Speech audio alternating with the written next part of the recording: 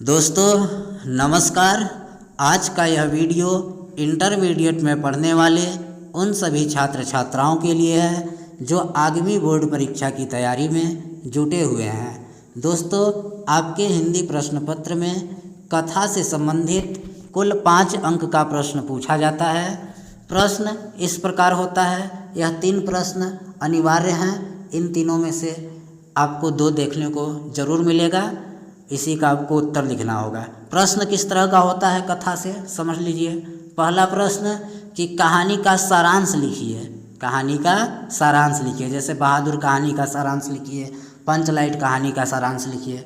तो पहला प्रश्न सारांश वाला हो गया। दूसरा प्रश्न कहानी के मुख्य पात्र या नायक का चरित्र चित्रण कीजिए या चारित्रिक विशेषताओं का उल्लेख कीजिए।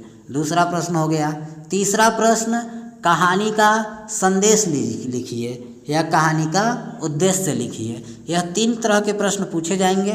मैंने 2 प्रश्नों का वीडियो बना दिया है, पहला सारांश वाला और दूसरा मुख्य पात्र या नायक के चरित्र चित्रण वाला। अगर आपने उसे नहीं देखा है तो उसका लिंक नीचे डिस्क्रिप्शन में है, आप जाइए उसे भी देखिए। तो उसी क्रम में आज हम बहादुर कहानी का उद्देश्य लाए हैं या बहादुर कहानी का संदेश। परीक्षा में इसके लिए 80 शब्द सीमा निर्धारण है। 80 शब्द के अंदर ही आपको उत्तर लिखना होता है। तो चलिए देखिए बहादुर कहानी का क्या संदेश है। लेखक इस कहानी के माध्यम से समाज को क्या बताना चाहता है या समाज को क्या संदेश देना चाहता है। सुप्रसिद्ध कहानीकार अमरकांत द्वारा रचित बहादुर एक चरित्र प्रधान, मार्मिक और मनोवैज्ञानिक कहानी है। पहले आप थोड़ा कहानी का परिचय दे देंगे कि सुप्रसिद्ध कहानीकार अमरकांत द्वारा रचित बहादुर एक चरित्र प्रधान। यह कहानी एक चरित्र बहादुर के इर्द गिर्द ही पूरी कहानी रहती है, इसलिए इसे चरित्र प्रधान कहानी कह सकते हैं। मार्मिक यानी जो हृदय को छू ले, तो यह कहानी हृदय को छूने वाली है, मार्मिक है। और मनोवैज्ञानिक यानी जिसमें मनुष्य के भावनाओं को दिखाया जाए, लोगों के विचार को प्रदर्शित किया जाए कि लोगों की सोच की स्तर क्या है, समाज क्या सोचता है, ऐसी कहानी मनोवैज्ञानिक कहानी कहलाती है। तो बहादुर एक चरित्र प्रधान, मार्मिक और मनोवैज्ञानिक कहानी है।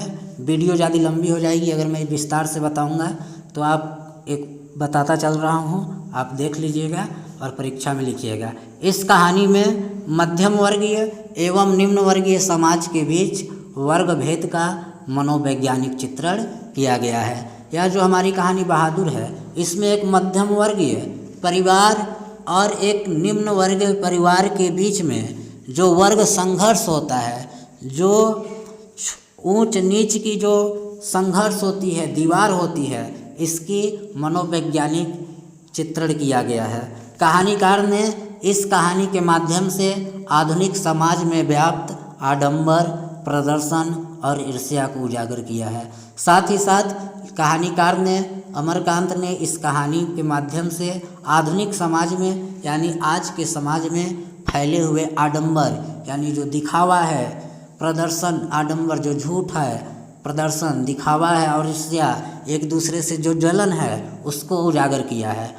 वर्तमान समाज किस तरह झूठे दिखावे और झूठी शान शौकत में जकड़ा हुआ है और दिखावटीपन तथा बनावटीपन में विश्वास करता है। लोग आर्थिक रूप से संपन्न न होकर भी अपना बड़प्पन दिखाने के लिए नौकर रखते हैं। यह कहानी मध्यम वर्गीय परिवार द्वारा निम्न वर्ग के नौकर पर किए जाने वाले क्रूरता और अमान्य व्यवहार को दर्शाती है। इस कहानी में एक मध्यम वर्गीय परिवार में कार्य करने वाले एक निम्न वर्ग, एक निर्धन वर्ग के नौकर पर उस मध्यम वर्गीय परिवार द्वारा किए जाने वाली क्रूरता, अत्याचार, प्रताड़ना, असभ्य और अमान्य व्यवहार को दिखाती है। कहानीकार ने निम्न वर्ग के प्रति सहानुभूति रखते हुए मध्यम वर्ग के लोगों की मनोवैज्ञानिक को चित्रित किया है। इस कहानी का उद्देश्य समाज में फैले वर्ग भेदभाव को मानवीय आधार पर दूर करना है। इस प्रकार यह कहानी अपना उद्देश्य संदेश स्पष्ट करने में पूर्णतः सफल हुई है। इस तरह से आप कहानी का संदेश लिख देंगे तो आपको परीक्षा में कुल 5 में 5 अंक प्राप्त हो जाएगा। अगर वीडियो अच्छा लगा होगा तो लाइक कीजिएगा, चैनल को सब्सक्राइब कीजिएगा। आप सभी का धन्यवाद।